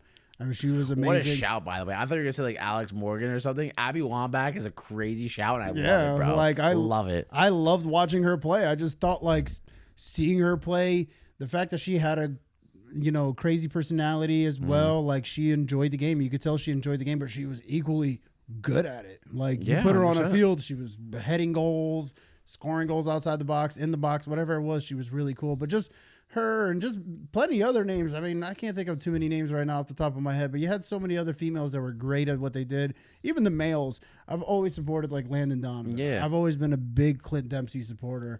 I always loved the Tim Howard. Tim Howard had a sick run at the his last 2014 World Cup. his last Yeah. World Cup, and it was Most saves by a goalkeeper in a match. He It- had 16 saves against Belgium. you don't understand how badly I wanted to see America make it to the final Yeah. that year, because it was just like so underrated. They were so underrated. Everybody They were sort of the dark dogged horse. on them. Yeah. Everybody dogged on them, and then when they came in there and actually were fighting and winning games, and I'm like, this is what I want to see. Yeah, exactly. That got me excited, and it was like really cool to see that team, because you had so many names that got together and were able to make that team something special, and it was pretty cool. And I hope I get to see USA do that again at this next World Cup, and I would love to see like Albania, Kosovo. I'd like to see our teams get in there and promote us. And Well, we'll see if Albania or Kosovo, if they make it in. I definitely know you're gonna be popping off. I'll be popping off in a way. Oh, yeah. There's gonna be something happening. we're gonna have without to do a doubt. collab on We're- something on definitely. that. Get the Burek boys to come do some collab with 100%. Albanian 100%. soccer players and people that are coming over here. But honestly, like I'm so excited to see where the game is going here, and I do want to get more in touch also with watching football even in England and back home, because I feel like over the last 2 years I've been so busy with life Yeah. that I've been missing out on a lot of it.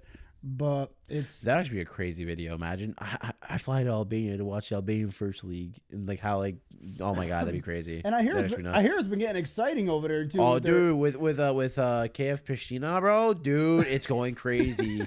I know you're thinking like, you actually follow it? I do. Bro, they're diehards over there, Yeah. dude. They'll walk around. I see Yeah. people when I go there and they're walking around in their Pristina jerseys or like Paya jerseys or like even in Albania, whatever it is. And I'm like, yeah, they got clubs over there? Yeah, dude. Yeah, it's real. It's a real thing. It's Like, actually one, really cool. One day I posted like the wrong jersey about a team one day in like Kosovo, and Oh, somebody dude. messaged me and was like, dude, you got to take that down. You gotta fix it. I'm like, why? He goes, that's the wrong color on the jersey. He goes, you better fix that or we're gonna stop Yeah. supporting you. And I'm like, huh? I'm like, dude, I don't even know what's going on right now. I mean, you could have done something worse. You could have said like you supported like Red Star Belgrade or something. Oh my Just like God. it's a Serbian team. Just Yeah, throw it at people. Just mess with them. that would be crazy. That would go nuts in the community. That would be really But crazy. what would go nuts is seeing everyone's reaction of this episode. Rrok, I really appreciate your time for coming in today. Yeah, man, anytime.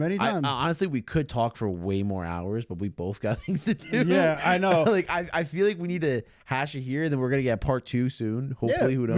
We could definitely do a part 2. I would love to, speak more soccer, more football, and get down into the nitty gritty of a lot of the players growing up, a lot of the teams growing up, and a lot of Because these that's the cool thing, like, things. there's so much to talk about, right? Whether it's your individual career and your path, or whether it's what's going on in the sport, or whether what's going on with Albania. We have too much to talk about. Where it's Yeah, like, no, totally we're understand. giving the people a taste of it now, and if they want more, they're gonna have to beg for more. Yeah, for sure, for Bro, sure. I want you to look into his eyes and ask him for more. Ask me for more. Where's the more? Now, I will say I love being on this. I love being able to talk about myself, even though we talked about a lot of things, and it's really cool to be able to talk about football and soccer, because at the end of the day, the one thing that does unite every human being in the world is sports. Yes, And it's one 100%. thing that always has. If you go back to the Greek ancient times, to the Egyptian ancient The times, Spartans and the Romans yeah, and everything. we always Yeah, had yeah. coliseums. We always had stadiums where people watched other people. Entertainment has always been a thing. So weird. It told us to shut up. Literally, it was like, so we're back. Sorry, technical difficulties. It was literally like, guys, we're done. Please stop recording. Yeah, We're yeah. sorry. We're sorry. All right, we're done. We're done. I promise you, we're done. We are All right. done. Ladies and gentlemen, if you want to see more of Rrok Merdita, you can follow him on I Am Rrok 2.0, right? Yeah, That is 2.0. correct. I'm trying to get my original page back of I Am Rrok. I also have Burek Boys, Burek Boys. We do food reviews and food content for all the local Balkans, and not just Albanians, but any Balkan-owned restaurant or store or anything. Hit us up, man. We do, we promo you guys. We love to promote all of our Balkan people. We are a cool group of people in the world, and I love promoting us as much as we can, and I want to say thank you to you, bro, for having me on. I appreciate it. Of course, I appreciate you coming out, dude. It means a lot. We've been talking about this for a while, so I'm actually really happy that we were actually able to sit down and get an episode done. Yeah, I'm glad. Well, ladies and gentlemen, I will have all of this information in the description below, whether you're watching on YouTube, listening on Spotify, Apple Podcasts. We're honestly on every audio platform you can think of. That's awesome. You ever heard of Deezer? Yep, I have. Oh, actually, I thought you weren't going to know. Oh, we're on that too. I have. Don't forget, I'm a podcaster too. I'm going to say, we have the podcaster and musician here. I'm not getting one past him. Yeah, but right. everybody, thank you so much for listening. We appreciate you. We'll see you next time. Thank you, guys. Make sure you tell somebody you love them. Hey, cool Jesse. Hey, cool Jesse. Hey, cool Jesse. I'll see you guys next time. Thank you, guys. Peace. Perfect. That one.